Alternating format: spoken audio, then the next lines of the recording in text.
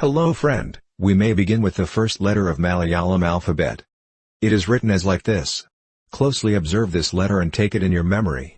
Now you are thinking, how it will pronounce. Don't worry, I will guide you. Let's see some English words. Could you read it? America, attire, alert, addition, association. Did you feel any similarity while reading each word? Yes, now you might feel that the beginning sound of each word read earlier is same. The sound of the letter A in the given examples is the pronunciation of the Malayalam letter A. I think now you understand the pronunciation of the letter A. Could you pronounce it 3 times? Ah. Ah. Ah. Hope you brilliantly learned to read the letter A. You did a great effort. We appreciate your interest in the excellent learning skill.